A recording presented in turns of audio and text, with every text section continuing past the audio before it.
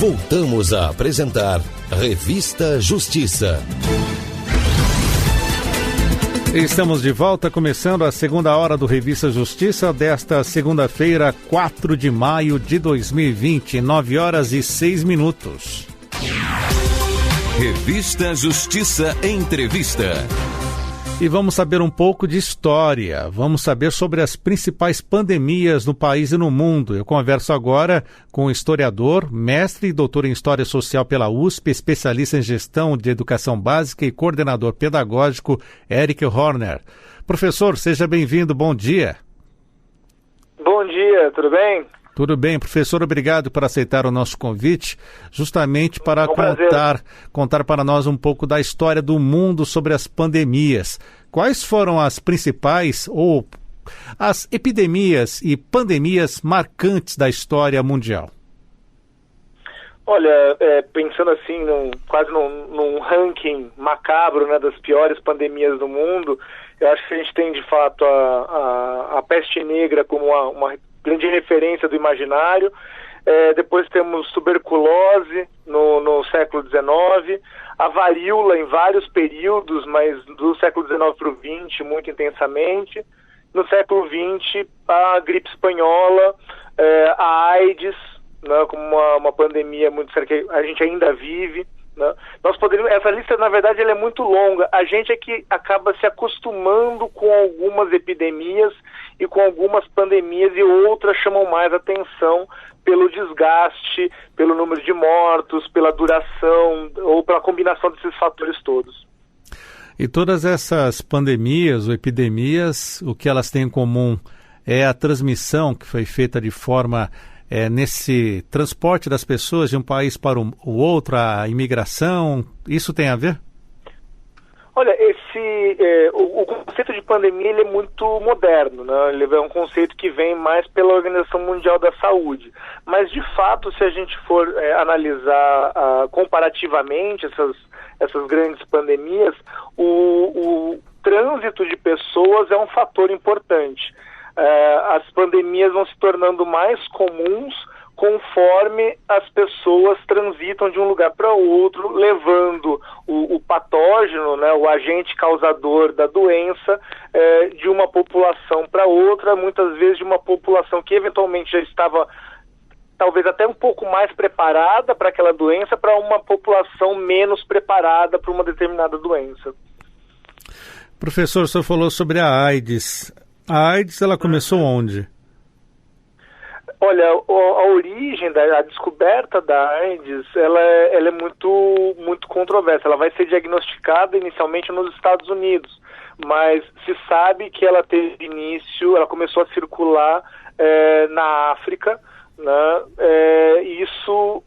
Ainda que o primeiro caso tenha sido diagnosticado em 1981 nos Estados Unidos, por análise genética, né, da própria estrutura genética do vírus, do HIV, se sabe que ela tem surgido em humanos na década de 30 do século XX na África. A partir de 1930 ela começa a circular quando ela migra de chimpanzés para humanos. Professor, vamos então falar um pouco da peste negra, que também era chamada da febre do rato, é isso? E o da peste bubônica, né, mais especificamente, porque a bactéria causadora criavam grandes bulbos negros no encontro dos nódulos linfáticos, né? Então, pescoço, debaixo do braço, esses bulbos negros que dá tanto o nome de peste bubônica quanto de peste negra. E qual foi a época desta peste bubônica, ou a peste negra?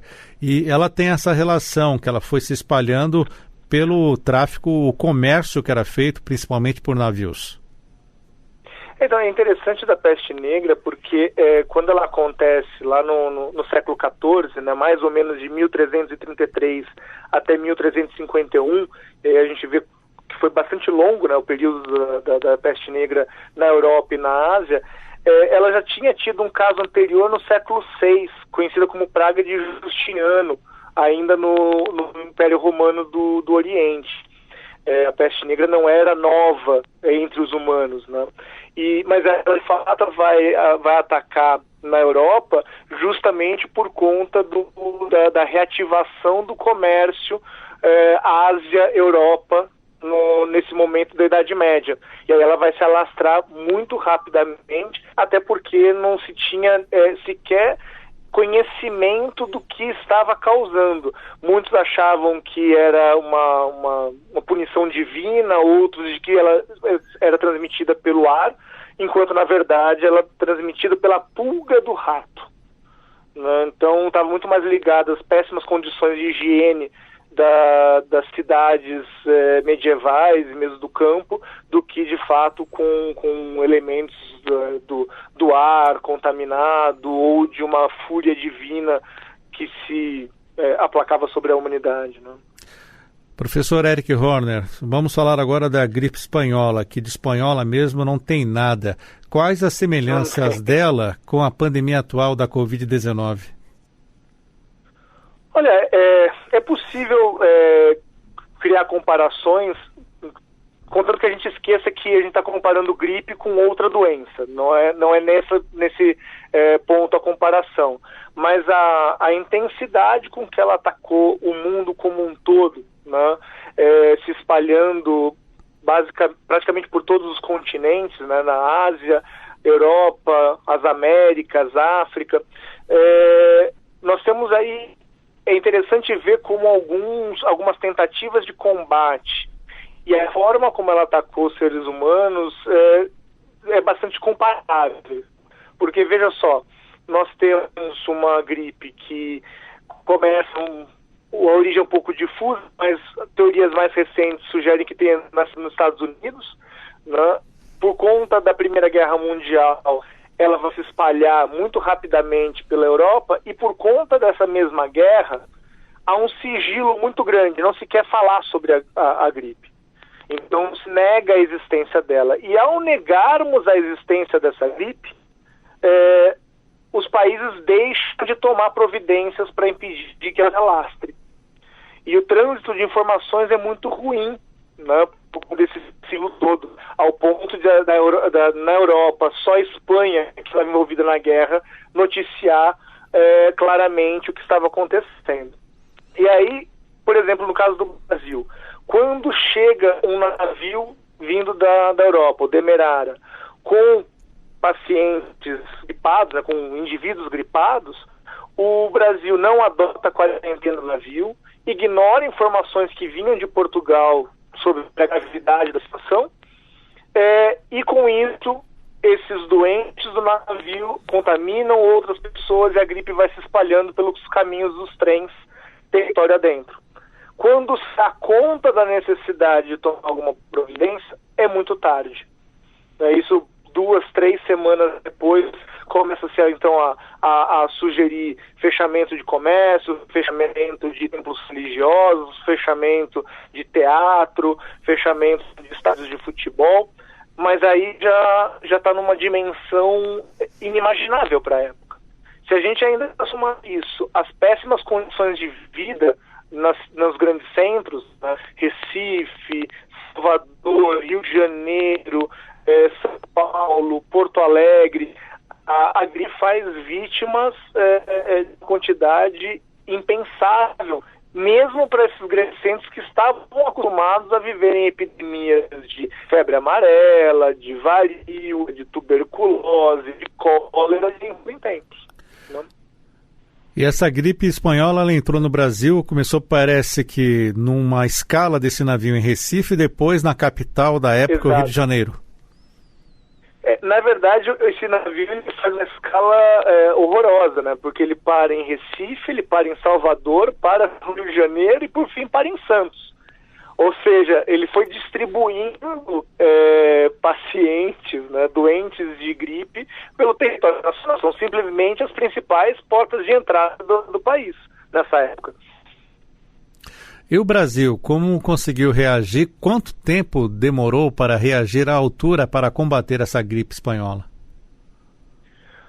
Olha, a reação à altura é difícil de medir, porque dado o atraso da reação do poder público, até por falta de meios. Nós não tínhamos um Ministério da Saúde, nós não tínhamos um serviço sanitário organizado, nós não tínhamos nenhum protocolo central para ação sobre casos dessa natureza. Mas mais do que isso, mesmo quando se decidiu pelo fechamento de comércio, teatros, igrejas, clubes e assim por diante, boa parte da produção industrial seguiu funcionando porque naquela época os trabalhadores não tinham nenhuma lei de seguridade social, não existia CLT naquela época, de modo que se o trabalhador não comparecesse às fábricas, não recebia o ordenado do dia. Logo, ficar em casa era deixar a família ao Deus dará, em completa condição de inanição. Então, muitos dos trabalhadores continuaram indo trabalhar doentes, propagando ainda mais a gripe. O que aconteceu foi que, no intervalo de 3 meses, mais ou menos entre outubro e dezembro de 1918, nós temos uma epidemia brutal. Os números oficiais dão algo em torno de 35 mil mortos no Brasil, mas é razoável imaginar que possa ser o dobro, porque a subnotificação era brutal. Então a gente está falando aí de pelo menos 70 mil mortos no Brasil todo, ao ponto de faltar caixão, ter reaproveitamento de caixão, faltar coveiro para enterrar as vítimas e pegar a polícia regimentar quem estivesse passando na rua para ajudar a enterrar mortos da gripe espanhola.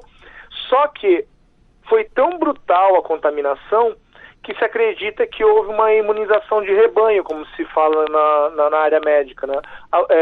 Provavelmente 65% da população contraiu a gripe espanhola e com isso cessou a epidemia.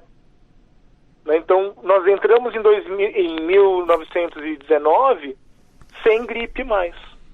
Mas da pior forma possível. Não exatamente porque as medidas tomadas surtiram efeito, mas porque não havia mais para onde caminhar com a gripe. Isso então durou quanto tempo? Desde o primeiro caso até que praticamente todo mundo ficou com a gripe? Considerando que o Demerara chega em agosto de 1918, nós tivemos... Podemos dizer que ela se encerrou com o ano de 1918, em dezembro. Já em janeiro nós tínhamos pouquíssimos casos relatados. O senhor acredita que podemos caminhar nesse mesmo sentido agora com a Covid-19?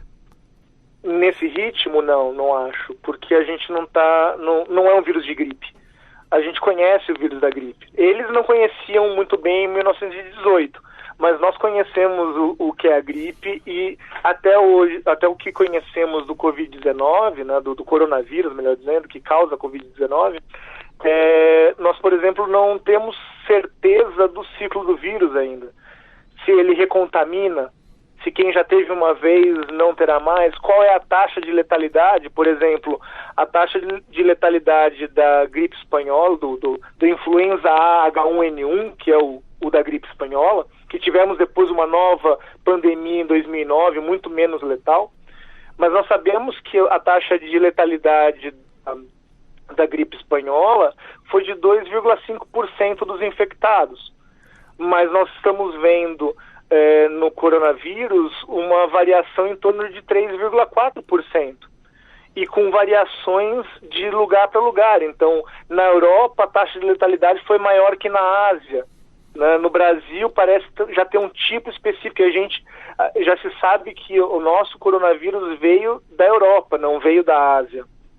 Então, tem muitas perguntas para serem respondidas. Dizer hoje que nós viveremos uma situação semelhante à gripe espanhola pode ser irresponsável, porque daria a sensação de que se a gente esperar por 3 meses isso tudo passou.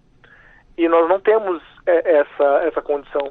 Fora que nos interessa ver o colapso do sistema de saúde e as pessoas tendo que reaproveitar caixões e convocar coveiros improvisados para enterrar as pessoas. Então, aqui a gente toma cuidado. Hoje nós temos um conhecimento científico capaz de fazer melhor do que fizemos na gripe espanhola. né? Então, acho que é aí que a gente tem que realmente ouvir os cientistas, ouvir as autoridades médicas e agir de forma severa, né? Não foi possível fazer em nome das vidas, não do tempo. E assim como teve na gripe espanhola, tivemos naquela época também os chamados remédios milagrosos ou não? Há muitos. Inclusive, na falta de remédio específico, as farmácias da época vendiam de tudo mais um pouco. Tudo que era elixir milagroso foi vendido. Quinino. Quinino foi considerado um grande remédio para gripe, mas não faz nada, absolutamente nada. Ele é bom para malária, mas não para gripe. Aliás, é mais ou menos dessa época que surge a água tônica, né, como refrigerante mesmo. Era o tônico Schweppes, do médico alemão Dr. Schweppes. Agora, o que surge mesmo como remédio milagroso seria o pé da caipirinha, né, a mistura de cachaça, limão e mel como um remédio. Se não ajudou a curar ninguém, pelo menos deixou o pessoal mais alegre, né? Pois é. Agradeço a participação do historiador Eric Horner, hoje no Revista Justiça, ele que é mestre e doutor em História Social pela USP, especialista em Gestão de Educação Básica e coordenador pedagógico, falando um pouco das principais pandemias no país e no mundo e fazendo essa relação com a Covid-19. Professor, obrigado, até uma próxima. Muito obrigado pelo convite, foi um prazer participar. Até a próxima. Tchau, tchau.